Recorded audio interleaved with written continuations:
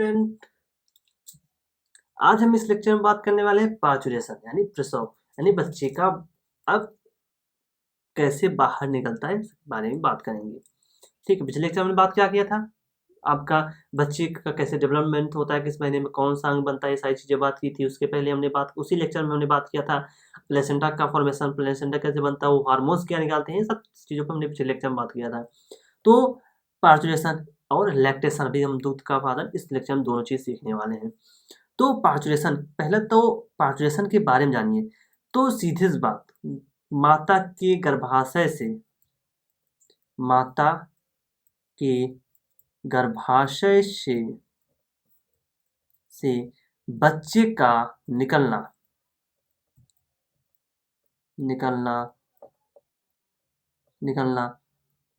प्रसव कहलाता है, या पार्चुरेशन कहलाता है। ठीक, अब पार्चुरेशन कब होता है? 9 महीने तक बच्चा पेट में रहता है। 9 महीने से 7 दिन ज्यादा हो सकते हैं, 7 दिन कम हो सकते हैं। 9 महीने के बाद 7 दिन ज्यादा बच्चे हो सकता है 9 महीने से पहले, 7 दिन पहले भी बच्चा हो सकता है, ये फिक्स नहीं होता है। अब कहते हैं प्रसव होने के लिए आपका प्रेम बहुत इंपॉर्टेंट होता है। वो सारी प्रोसेस, यानी प्रसव के लिए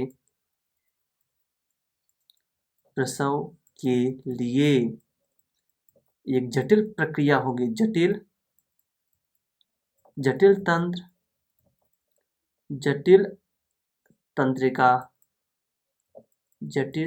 तंत्रिका अंतःस्रावी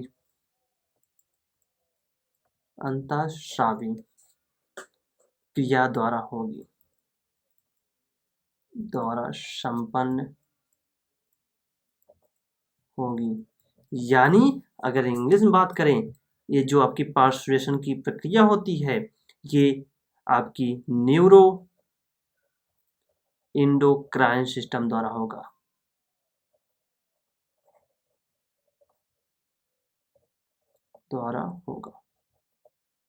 ठीक है, न्यूरॉन्स और साथ साथ इंडोक्राइन सिस्टम दोनों आपका इसमें इन्वॉल्व होगा।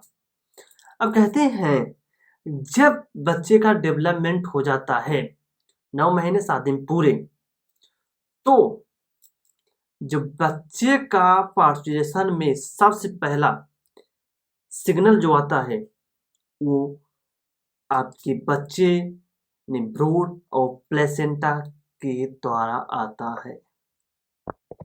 यानी हम कह सकते हैं गर्भकाल पूर्ण होने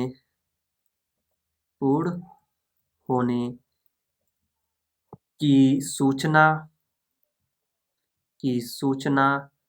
आपकी गर्भ यानी बच्चा ही समझो तो अच्छा है, गर्भ एवं अपरा यानी प्लेसेंटा दोनों से आता है। ये क्वेश्चन आपके लिए बेहद इंपॉर्टेंट है, क्योंकि ये क्वेश्चन पूछा जाता है। बहुत ही इंपॉर्टेंट क्वेश्चन है, आप इसे लिख लीजिए, मतलब नोट लगा लीजिए कि जो बच्चे का गर्भकाल पूरा हो गया, कौन सिग्नल देता है? आपका होने वाला गर्भ यानी बच्चा, इसके साथ साथ आपकी प्लेसेंटा, ये दोनों सिग्नल देती हैं कि बच्चे का गर्भकाल पूरा हो चुका है, बच्चा बाहर निकलने वाला है। अब इसके बाद हल्का सा प्रसव यानी पीड़ा होगा माता के, और आपकी प्रसव की प्रक्रिया आरंभ होगी, शुरू होगी। तो इसमें जो होगा, गर्भ में यह एक गर्भ उत्तेजन गर्भ उत्क्षेपण, ठीक है, प्रतिवर्ध क्रिया यानी फीटल इजेक्शन रिफ्लेक्स है। यानी जब बच्चा फीटल इजेक्शन रिफ्लेक्स का मतलब समझिए, यानी बच्चे का पूरा जीवन काल पूरा हो गया, गर्भकाल पूरा हो गया, बच्चे बाहर निकलने वाला है। तो जब प्लेसेंटा और उसको सिग्नल देंगे तो हल्का सा ऑक्सीटोसिन निकलता है, ऑक्सीटोसिन हार्मोन। ऑक्सीटोसिन हार्मोन का दो फंक्शन होता है, एक का मिल्क का इजेक्शन में मिल्क निकलवाता है, और दूसरा ध्यान रखिए, दूसरा आपका ये गर्भाशय की वाल में पंपिंग करता है, संकुचन करता है, मतलब गर्भाशय वाल की आपको गर्भाशय गर्भाशय की वाली समझिए आपका संकुचन कराएगी, ठीक। तो क्या होता है कि एक प्रकार का प्रेशर लगाएगी।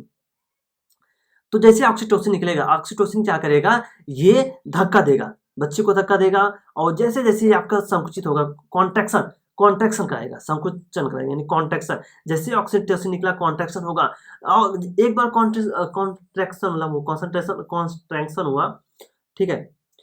जैसे कॉन्ट्रैक्शन होगा, कॉन्ट्रैक्शन होने के बाद ऑक्सीटोसिन और निकलेगी, और कॉन्ट्रैक्शन होगा, और ऑक्सीटोसिन निकलेगी, और कॉन्ट्रैक्शन होगा। जैसे जैसे कॉन्ट्रैक्शन होते जाएगा, ऑक्सीटोसिन की मात्रा बढ़ती जाएगी।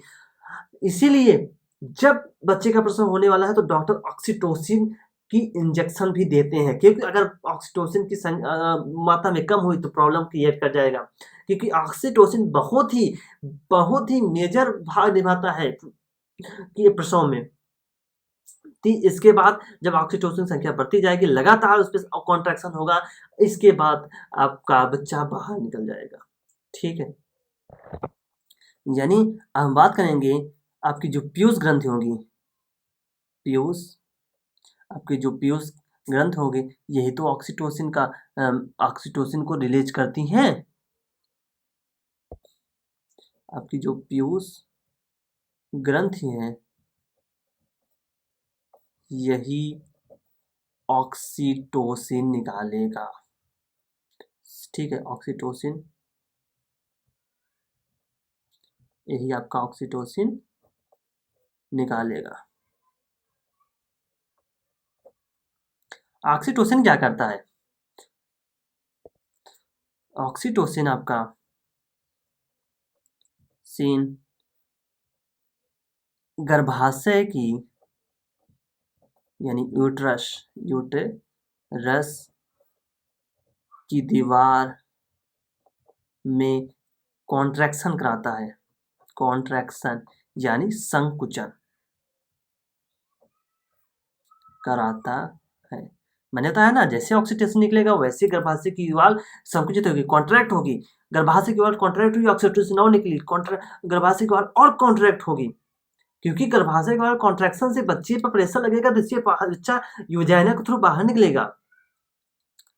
तो ऑक्सीटोसिन की संख्या लगातार, ऑक्सीटोसिन बढ़ता जाएगा, गर्भाशय का संकुचन लगातार बढ़ता जाएगा।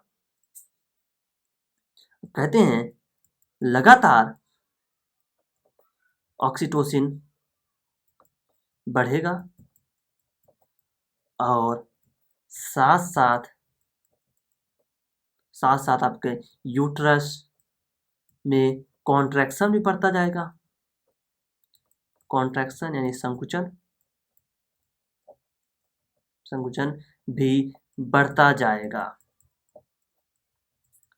अब हम बात करते हैं, लगातार ऐसे संकुचित होता रहेगा, ये प्रोसेस अधिक तीव्र हो जाती है, जिसके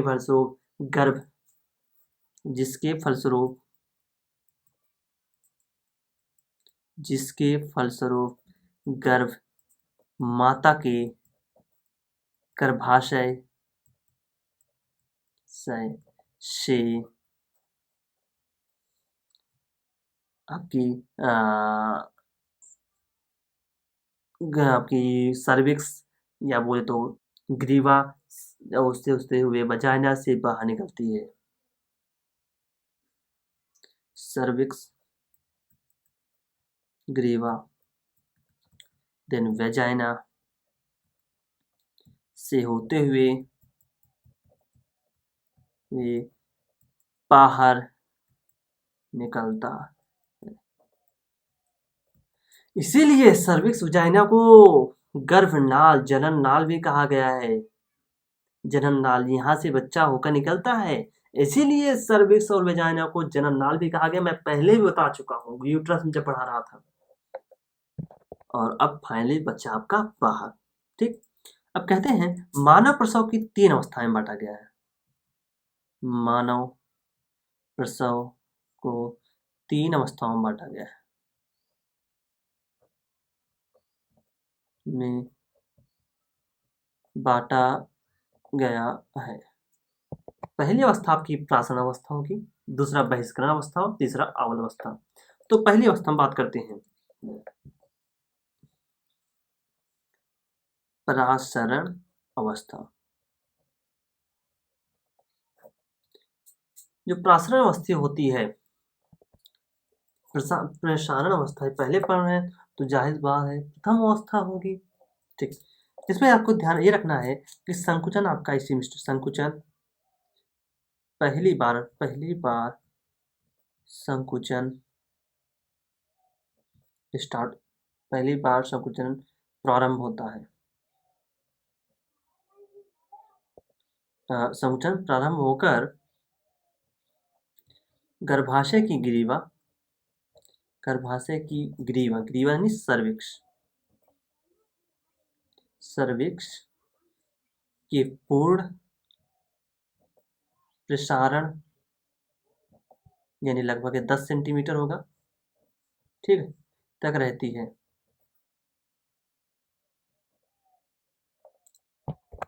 यानी जब प्रसारण अवस्था होती है ये आपकी ग्रीवा तक होती है 10 सेंटीमीटर लगभग।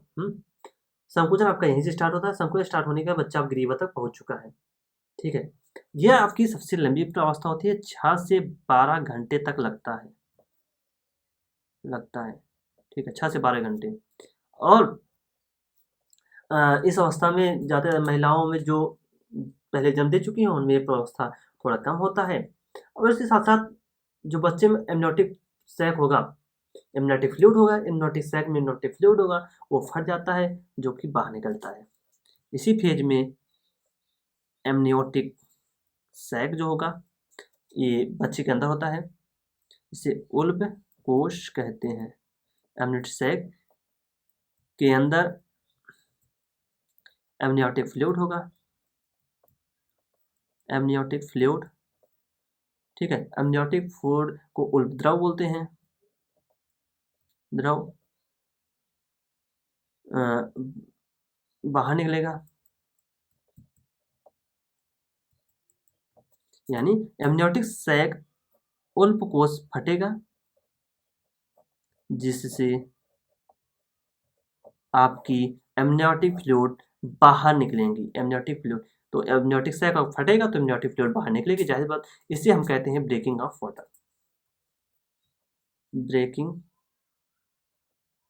ब्रेकिंग ऑफ वाटर, ठीक है। इसे ब्रेकिंग ऑफ वाटर भी कहता है इस घटना को। अब सेकेंड फेज है आपका बहिष्करण अवस्था। बहिष्करण अवस्था ये आपका सेकेंड फेज होता है। ये आपकी गर्भाशय की ग्रीवा के पूर्ण प्रसारण से होकर प्रारंभ होता है, फिर उसके बाहर निकलने, यानी जो का प्रसारण फेज था वो कहाँ तक होता है, ग्रीवा जो सर्विस होता है ग्रीवा के 10 सेंटीमीटर तक ही होता है। यानी आपका गर्भाशय से आप ग्रीवा तक के 10 सेंटीमीटर डिस्टेंस ले लीजिए, वहां तक जब तक बच्चा वहां तक होगा तब तक आप प्रसारण अवस्था चलेगी। अब देखो प्रसारण अवस्था को बांट दिया गया है, देखो बच्चा गर्भाशय से ग्रीवा से होकर जाने के थ्रू बाहर निकलेगा यूं थ्रू। तो ग्रीवा को नापिए 10 सेंटीमीटर जहां तक होगा, बच्चा अगर वहां तक है तो प्रसारण अवस्था चलेगी, ये 6 से 12 घंटे तक चलती है। अगर ग्रीवा 10 सेंटीमीटर से बाहर गया, ठीक है, तो आपको वहां से बहिष्करण अवस्था स्टार्ट हो जाती है।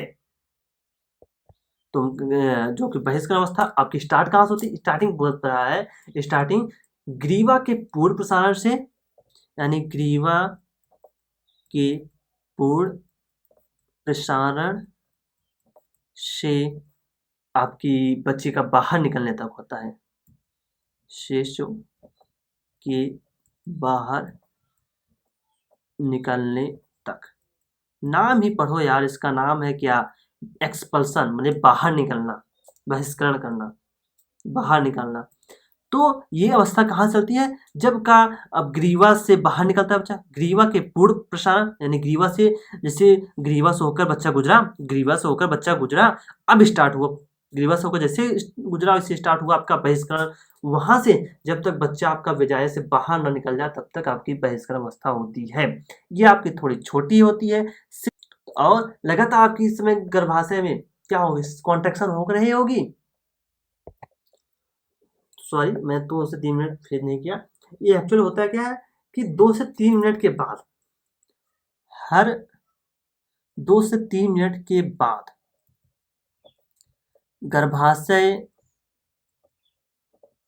की वॉल में, की दीवार में 1 मिनट का संकुचन होता है।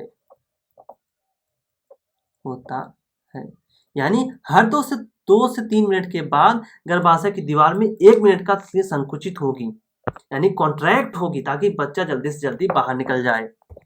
लगातार अगर आपकी यूट्रस संकुचित होगी तो बच्चा जल्दी निकलेगा। इसके साथ साथ कुछ आपकी उदरी पेशियां होती हैं, मतलब माता में उदरी पेशियां होती हैं जो प्रेशर लगा के शिशु को बाहर निकालने में मदद करती हैं। लगभग 20 मिनट से 1 घंटे में आपका शिशु आपका बाहर निकल जाता है। तो लगभग कहते हैं 20 मिनट से 1 आवर्स के बीच बच्चा बाहर निकल जाता है। बच्चा का बाहर निकलना यहीं तो आपका बहिष्करण। जैसे बच्चा बाहर निकला तो डॉक्टर क्या कहते हैं, जो अम्बाइकल कार्ड होती है, जो आपकी जो बच्चे का नाभि होता है उससे जुड़ा हुआ एक पाइप होता है, उसको काट देते हैं और फाइनली आपका बच्चा तो बाहर निकल ही चुका है। और इसके बाद लास्ट स्टेज चलती है थर्ड स्टेज। थर्ड स्टेज आपकी होती है ओवल। ठीक है, ओवल अवस्था यानी प्लेसेंटा स्टेज। इस स्टेज में क्या होता है, ये जन्म के बाद स्टार्ट होता है। ठीक है, जन्म के बाद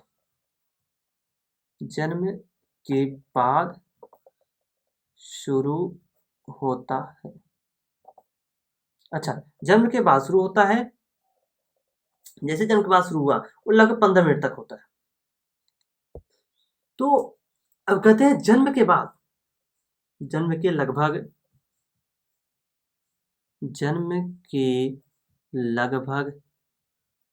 15 मिनट बाद आपकी जो प्लेसेंटा होती है, ये भी सॉरी प्लेसेंटा नहीं, आपकी जो गर्भ झिल्ली होती है उसके साथ साथ प्लेसेंटा, गर्भ झिल्ली फीटस मेम्ब्रेन जिसमें आपका बच्चा पल रहा था, बात फीटस मेम्ब्रेन, गर्भ झिल्ली जिसमें बच्चा आपका पल रहा था, झिल्ली व आपकी ओवल या प्लेसेंटा क्या होते हैं, बाहर निकल जाते हैं, बाहर निकल जाते हैं। अब हम नेक्स्ट हेडिंग बात करने वाले हैं दुग्धस्राव, लैक्टेशन। बच्चे के जन्म होने के बाद लैक्टेशन, आखिर दूध का भी निकलना जरूरी है ताकि बच्चे का पोषण हो सके। तो जो लैक्टेशन होता है, ये पहले तो उसके लिए आपकी जो मैमेली ग्लैंड होती है, दूध ग्रंथियां, उसका बना जरूरी है। तो मैंने बताया था आपकी जो लैक्टेशन पीरियड होती है, गैस्टेशन पीरियड होती है गर्भवती में, जो आपकी गैस्टेशन पीरियड होती है, गैस्टेशन पीरियड गर्भवती। ठीक है, तो गर्भवती में जो कि गर्भवती होती है, इसी के बीच आपका जो मैमेली ग्लैंड होती है ये आपकी सक्रिय हो जाती है। गैस्टेशन पीरियड आपका ये 9 मंथ का जो समय होता है, जो बच्चे पल रहे होते हैं, तो गैस्टेशन पीरियड के अंत तक दुग्ध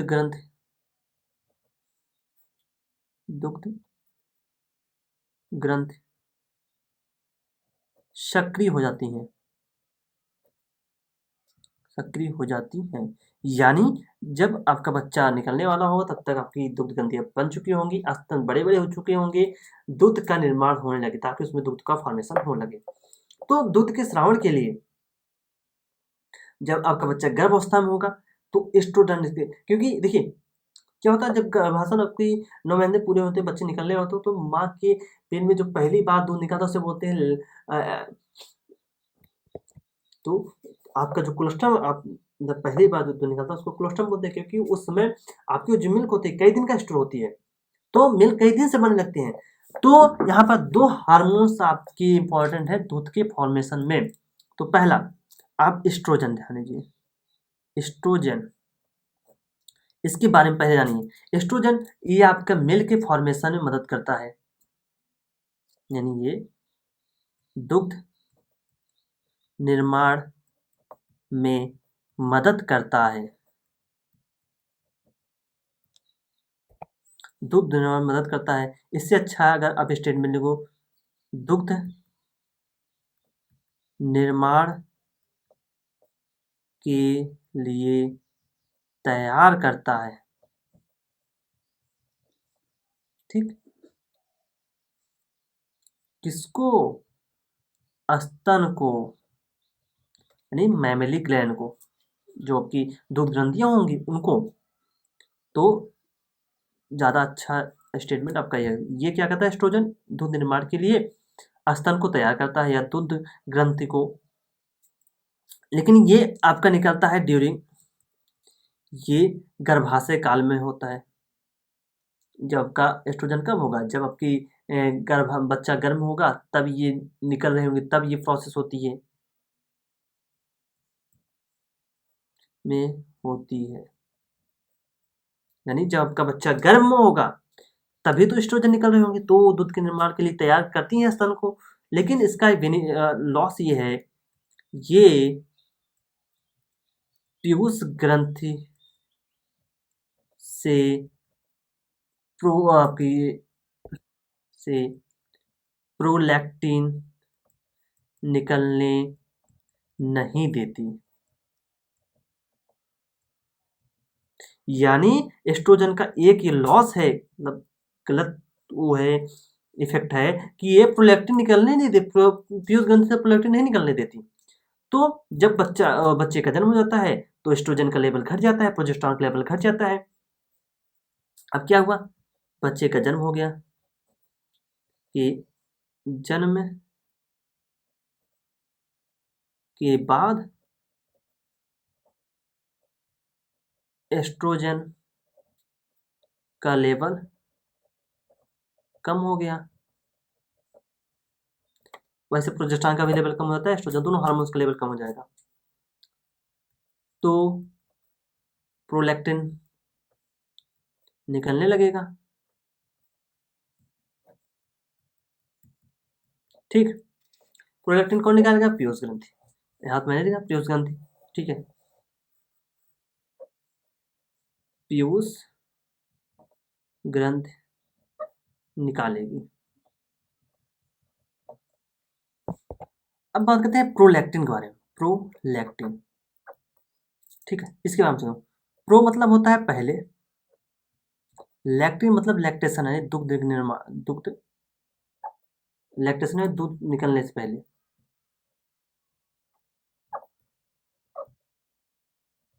अच्छा, दुग्ध निकलने से पहले क्या होगा, दो चीजें, एक तो दुग्ध आपका, सॉरी ये सोचो, आपकी जो दुग्ध ग्रंथि होंगी, ठीक है, स्तन का निर्माण, स्तन का निर्माण करना, दूसरा दुग्ध बनाना, दुग्ध बनाना, दो ही चीज हो सकती हैं, ठीक है, दूध निकलने से पहले। प्रोलैक्टिन का काम यही होता है। अच्छा, जो दूध निकलेंगे, दूध में मेनली क्या होता है, केसिन प्रोटीन। तो जन्म के बाद प्रोलैक्टिन ही आपकी दूध का फॉर्मेशन करवाती है। तो दूध में होता क्या है, मिल्क में आप ध्यान रखिए, मिल्क में कैसीन प्रोटीन होती है, ठीक है, जो आपकी कैसीन प्रोटीन होती है, केसिन, ये आपकी मिल्क में होती है। ऐसे साथ साथ में लैक्ट एल्बुमिन होता है, लैक्ट एल्बुमिन, ठीक, लैक्ट एल्बुमिन, ठीक, ये इस मिल्क में होता है। इस सब फॉर्मेशन के लिए जिम्मेदार प्रोलैक्टिन। इसके साथ ध्यान रखना, ऑक्सीटोसिन जो होती है, ऑक्सीटोसिन, ये मिल्क का इजेक्शन कराती है, का इजेक्शन कराती है, यानी दुग्ध ग्रंथि यानी स्तन से दुग्ध बाहर निकलवाती है,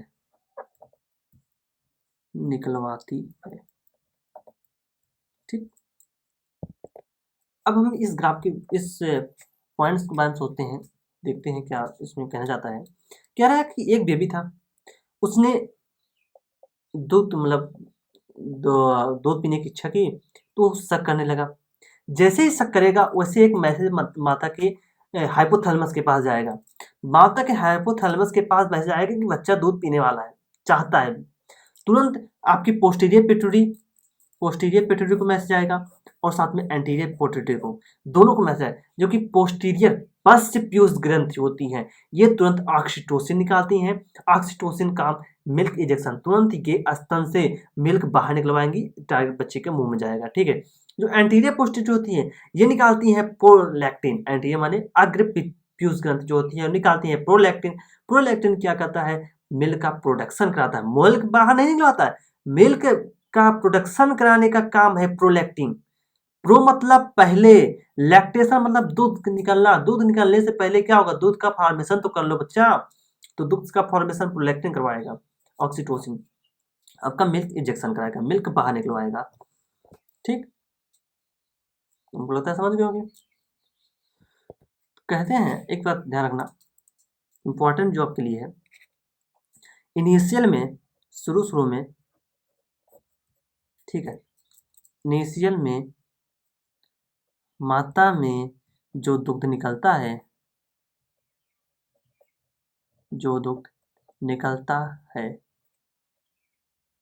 उससे कोलेस्ट्रम कहते हैं, कोलेस्ट्रम,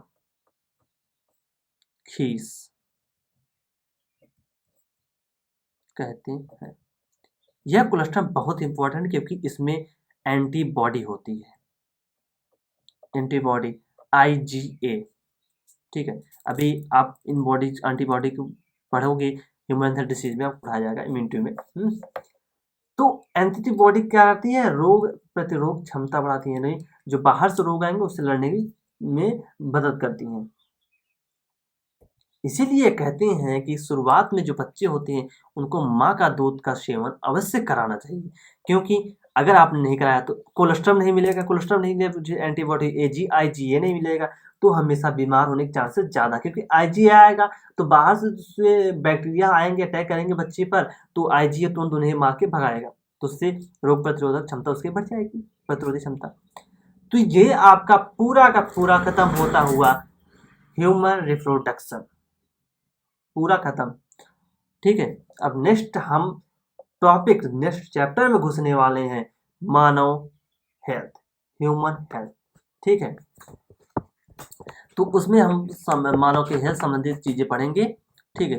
मानव हेल्थ नहीं, रिप्रोडक्टिव हेल्थ है, जनन स्वास्थ्य, ठीक है। जनन रूप से जो उसमें स्वास्थ्य, उसमें जो प्रॉब्लम्स होने वाले ये सारी चीजें हम पढ़ेंगे। ये चैप्टर हमारा खत्म होता हुआ यहीं, और इस जो टॉपिक हमने पढ़ा है इन सबके नोट्स हम डिस्क्रिप्शन बॉक्स में आपको दे देंगे, उसका लिंक आप जाकर वहाँ से डाउनलोड कर लीजिएगा, ठीक है। तो हम नेक्स्ट लेक्चर में बात करने वाले हैं रिप्रोडक्टिव हेल्थ। आप लोग को थैंक यू कि हम लोग का एक चैप्टर और खत्म होता हुआ हम लोग नेक्स्ट चैप्टर पे एंट्री कर रहे हैं, रिप्रोडक्टिव हेल्थ। इसके रिप्रोडक्टिव हेल्थ आपका 3-4 लेक्चर में खत्म हो जाएगा। उसके बाद हम नेक्स्ट यूनिट में घुसेंगे, आपका जेनेटिक्स, बहुत ही अच्छा चैप्टर, ठीक। थैंक यू, धन्यवाद।